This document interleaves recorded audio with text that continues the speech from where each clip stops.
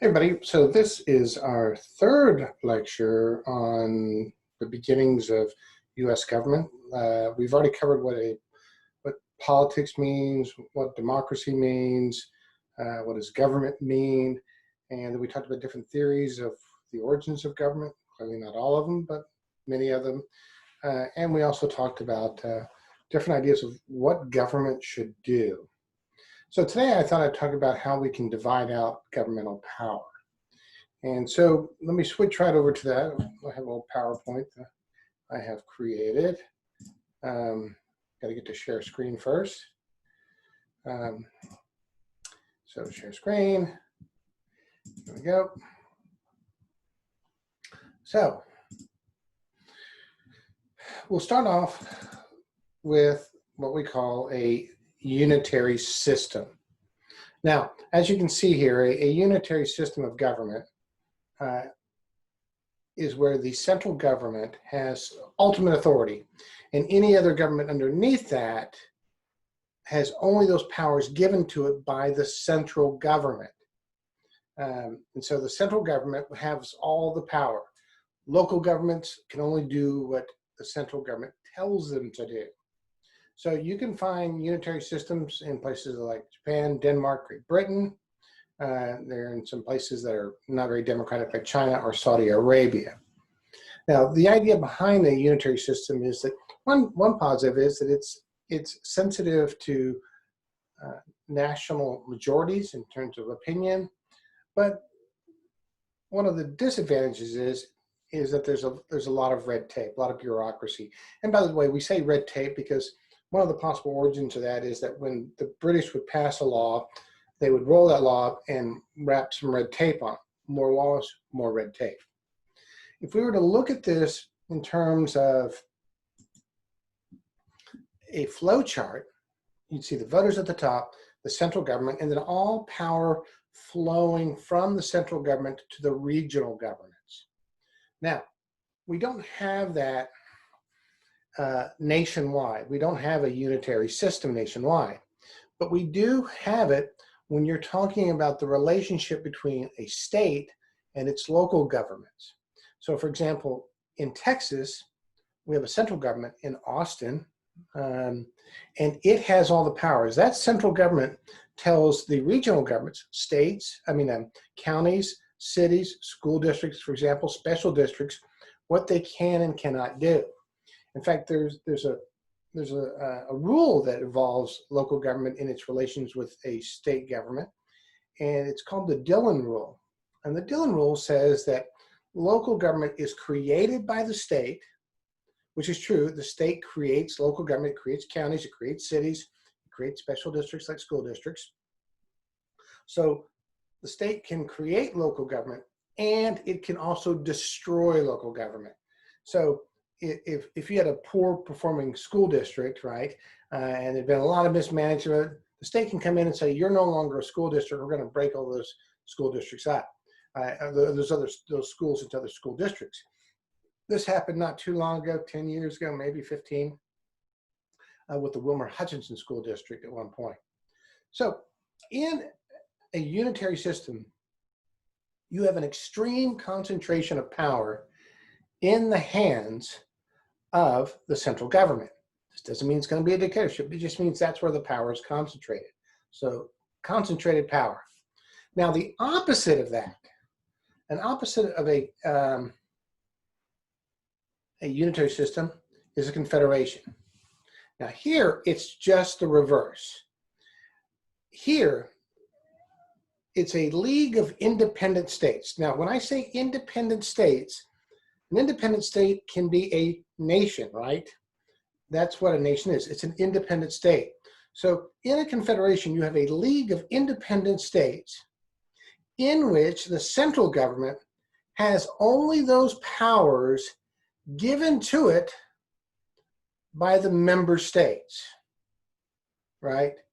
And so the United States explored this idea twice in our history, once with the Articles of Confederation from 1781 to 1789, and then again with the Confederate States of America from 1861 to 1865. Neither worked very well, and we'll see that it can be somewhat unstable.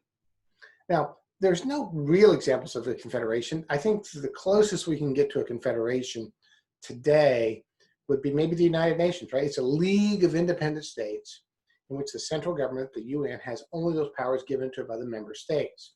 There's a limit to what the UN can do.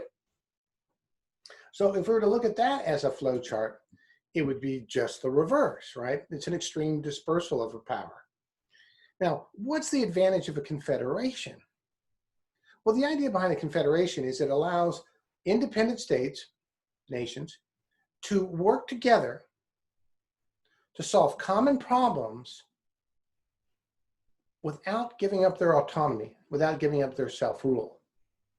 Now, this becomes problematic, obviously, because determining what a common problem is difficult enough as it is, and probably even more difficult is determining what is a common solution, right?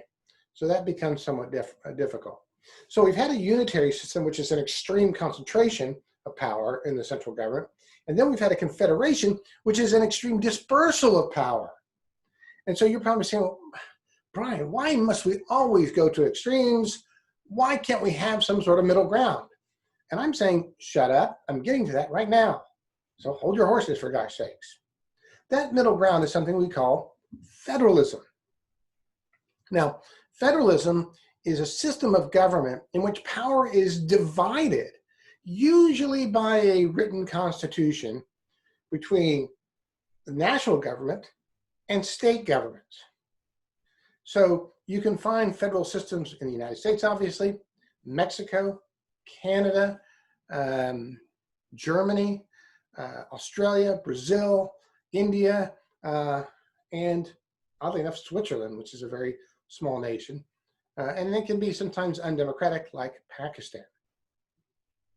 Now, in a federal system, there are certain things that we should mention that both can do here. In a federal system, both, and I mean federal and state, can pass and enforce laws, right? You can break state law and you can break federal law. And you can be tried in federal court and state court, and that's not double jeopardy.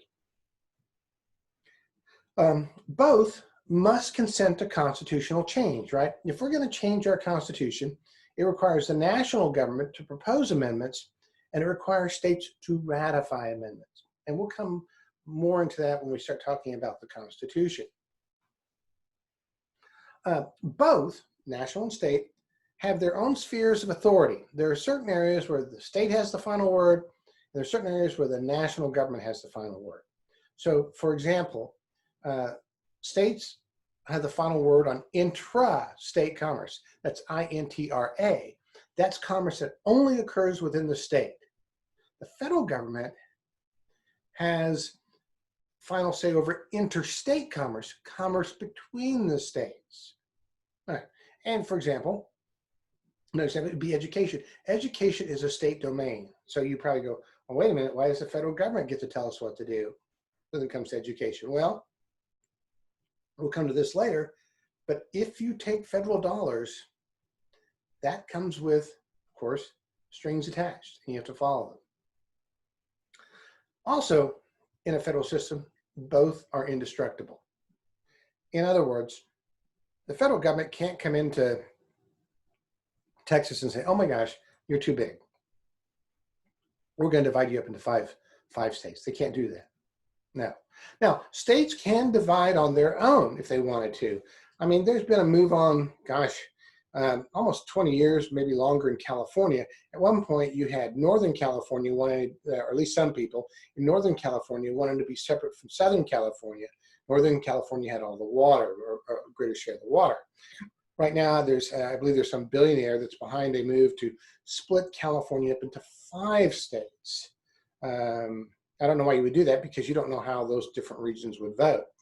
There has been somewhat of a movement in Washington to have Western Washington and Eastern Washington, primarily because Eastern Washington tends to be rural, agricultural, Western Washington, high-tech, urban, and so Western Washington tends to be liberal, and Eastern Washington conservative, and of course, more people live in the western part of Washington. So both are indestructible. And by the way, this means that the federal government is also indestructible. States can't leave the Union.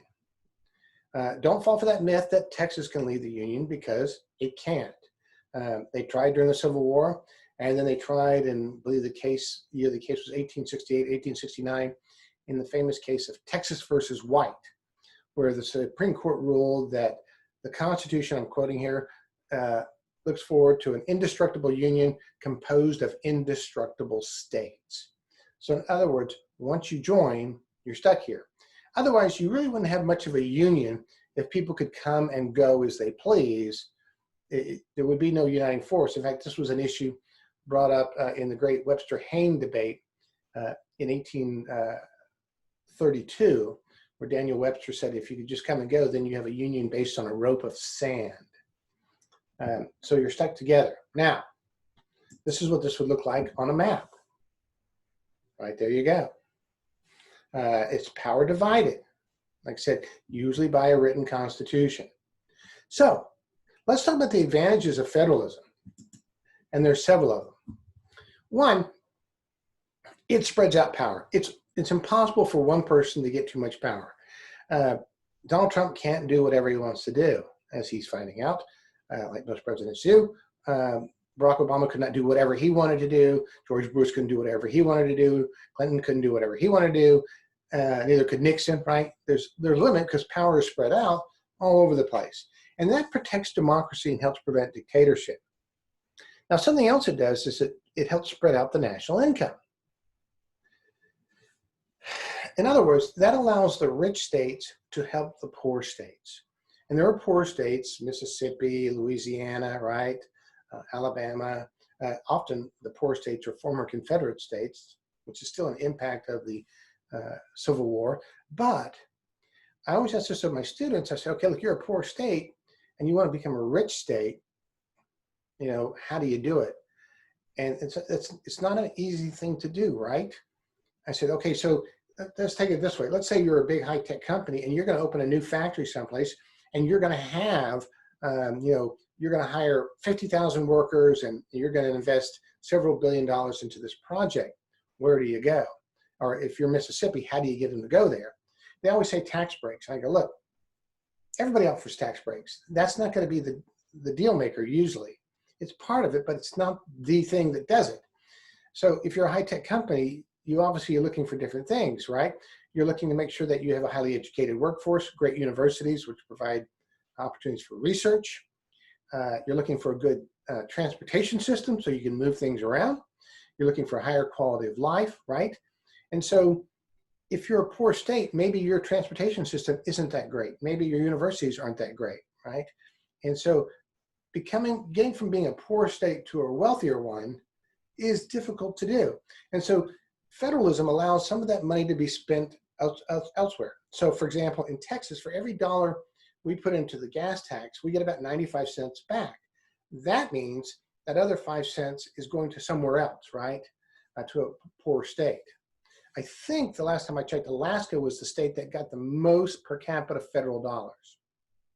Now, another advantage of federalism is it allows for experimentation. Now, what I mean by experimentation is that you've got 50 state governments plus a numerous amount of local governments, right? And if they have problems, that means they have powers to try to solve those problems. Like if you have a problem with homeless and some state comes up with a solution that works, other states get to copy that. Or if it doesn't work, other states know not to do that. Texas led the way with the Lone Star card, replacing food stamps. Other states said that's a good idea, and they copied it. So this experimentation is, you've got all these laboratories that are allowed to try things to see if they work. And theoretically, federalism could have less red tape, less bureaucracy. But that's under the idea of what we call dual federalism.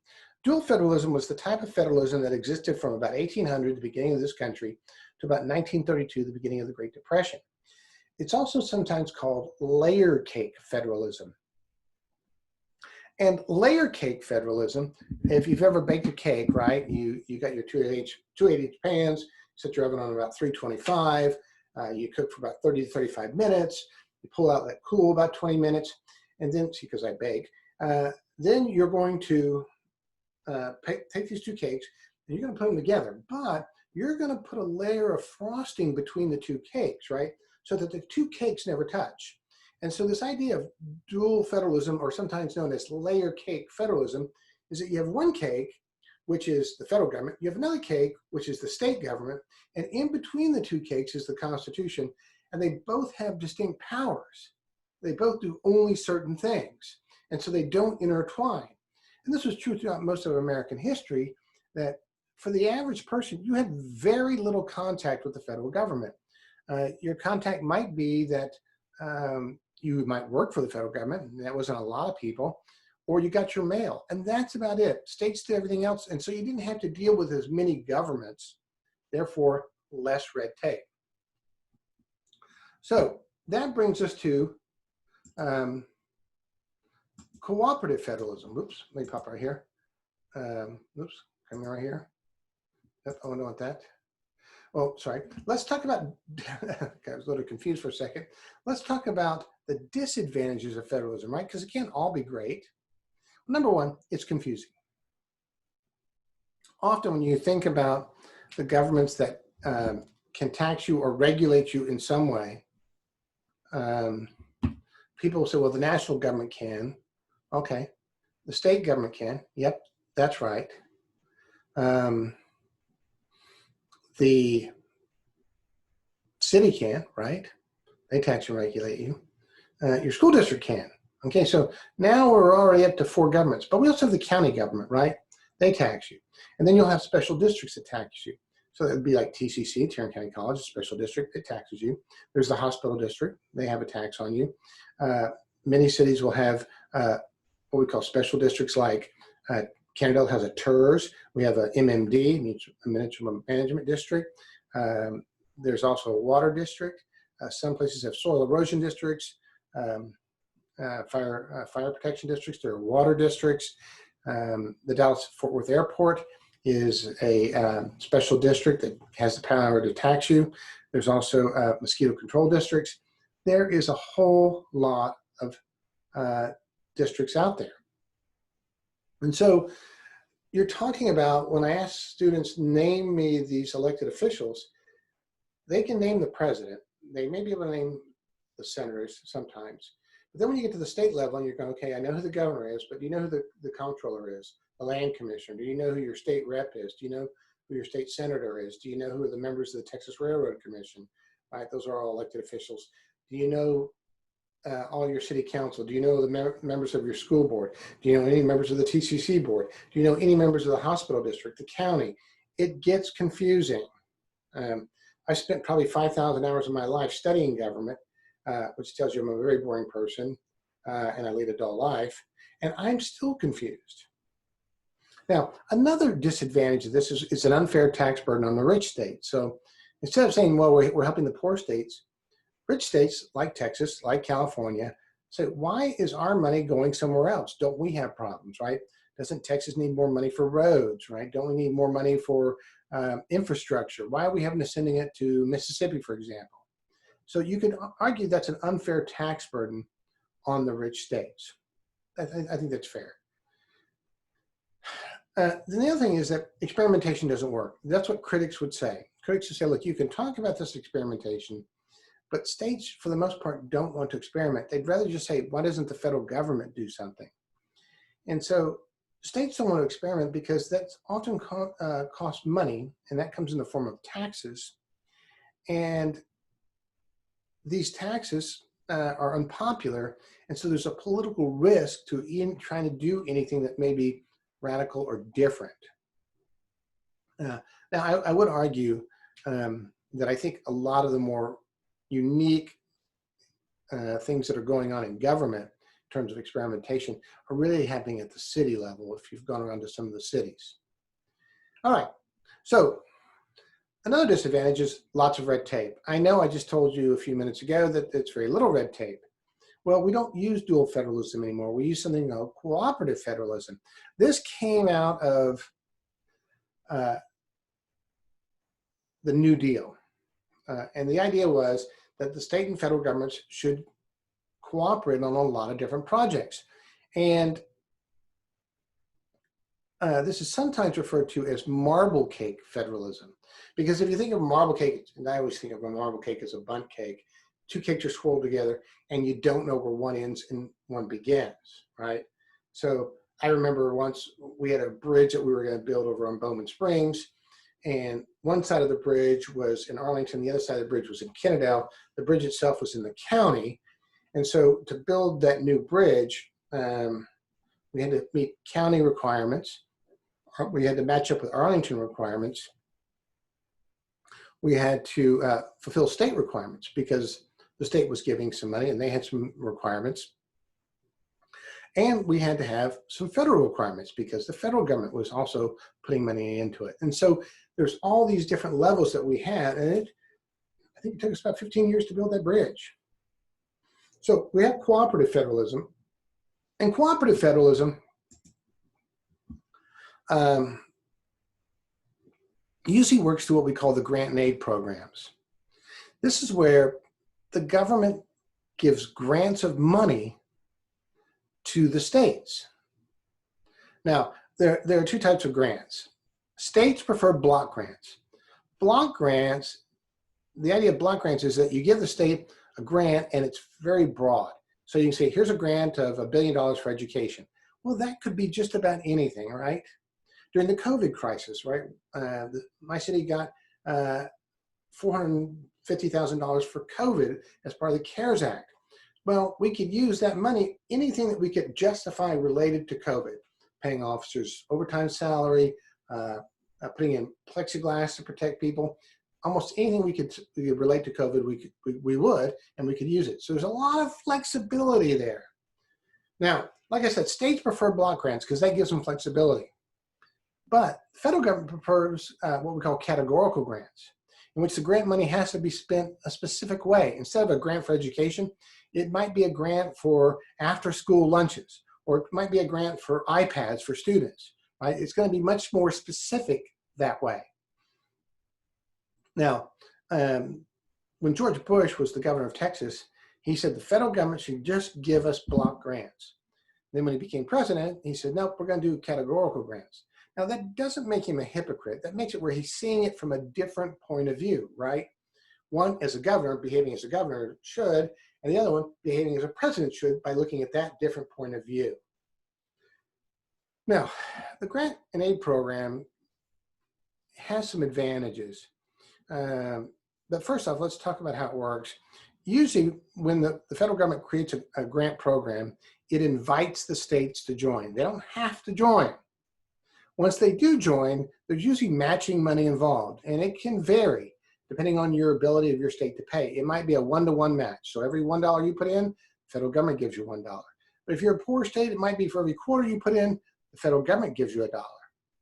Then it's up to you as a state to run whatever program that they're trying to do in this grants and aid.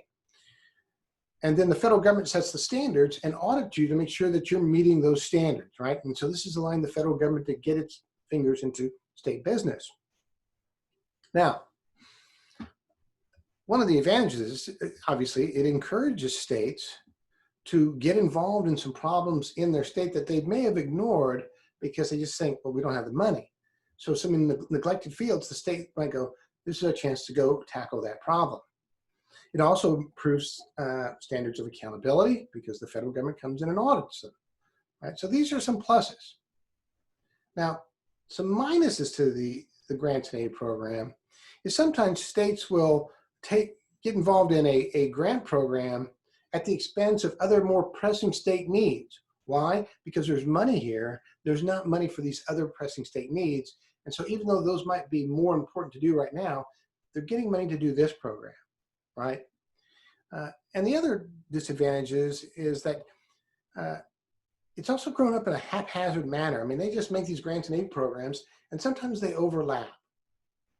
And some would argue that it also allows the federal government to get itself involved in places in state government that it's constitutionally prohibited from doing so by offering money. And, you know, the federal interstate highway system is really a grant program And so the federal government can use that carrot and stick approach to build these highways and we'll give you money to maintain them.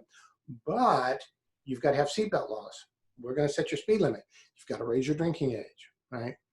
So those are the plus and minuses of that. Now, lately, as you can see on the screen, there's been a move to try to do what we call devolution, which means it's just turning all these programs back over to the states.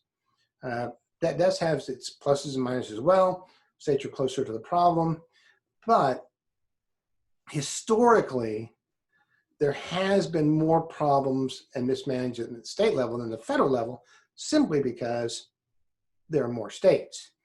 And also, state politics, much like local politics, takes not a backseat, but man, they're not even in the car when it comes to the media usually, because most of the time that's going to be covering the national government. National government politics is just so much more exciting, right, than local politics or state politics. So anyway, that's the different types of systems. Now, the next time we talk, we're going to start talking about the beginnings of American government. And that means we'll be talking about the Mayflower Compact.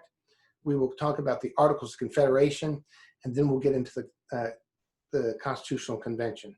So tune in for that next week. And we'll see y'all later.